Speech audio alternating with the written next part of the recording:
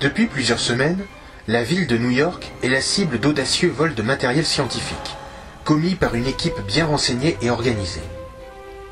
Spider-Man a bien tenté de l'arrêter, mais les cambrioleurs semblent toujours avoir un coup d'avance sur lui.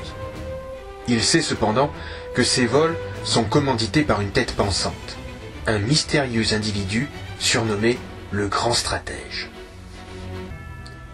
Mais Peter Parker a d'autres chats à fouetter. Il doit préparer son entrée à l'université. Après une journée harassante à finaliser son inscription, il rentre chez lui, excité par la nouvelle vie qui s'ouvre devant lui. Mais sa joie sera de courte durée. Prise de vertige, Tante May s'évanouit dans les bras de Peter. Conduite d'urgence à l'hôpital, la vieille dame sombre dans le coma. Après lui avoir fait passer divers examens, les médecins apprennent l'effroyable nouvelle à Peter. Tante May se meurt, à cause de particules radioactives présentes dans son sang.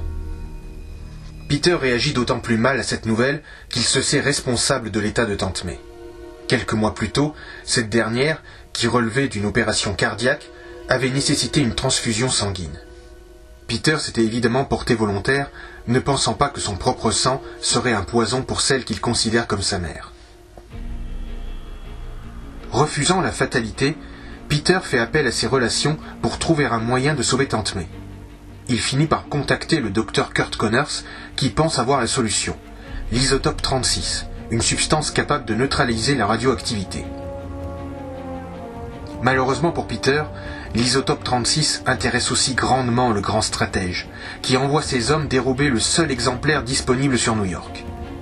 Le temps lui manquant pour faire acheminer une nouvelle dose du remède, Spider-Man se met en quête de retrouver le Grand Stratège, quitte à malmener plus que de coutume les malfrats de New York.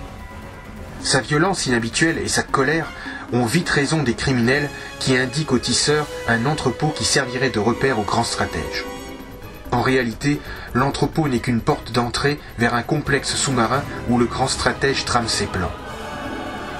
Après avoir mis en déroute les sbires du génie du mal, Spider-Man parvient dans une pièce où l'isotope 36 est bien mis en évidence. Mais alors qu'il va s'en emparer, 4 tentacules métalliques le saisissent. Le Grand Stratège, alias le Docteur Octopus, apparaît enfin au grand jour. Mais l'effet de surprise ne joue pas en faveur de ce dernier, car la colère de Spider-Man est telle que le super-vilain est littéralement balayé. Malheureusement, durant le combat, les deux adversaires détruisent sans s'en rendre compte les piliers porteurs du complexe sous-marin.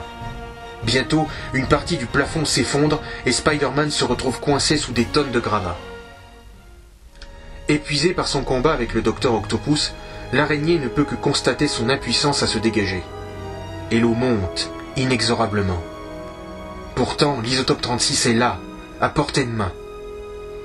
Alors, puisant dans ses dernières forces, Peter commence à soulever les débris. Bientôt, la pression est telle que ses muscles sont à 2 doigts de lâcher.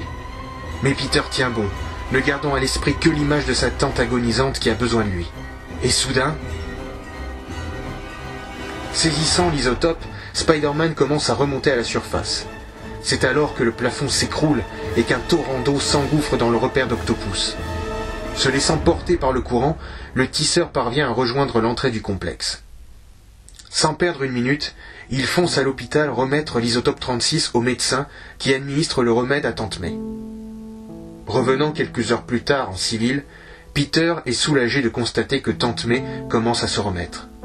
Lui qui culpabilisait il y a encore quelques mois pour la mort de son oncle, se dit que, quelque part, Spider-Man a payé une partie de sa dette en sauvant Tante May. Et sur cette pensée heureuse, Peter rentre chez lui, prendre un repos bien mérité.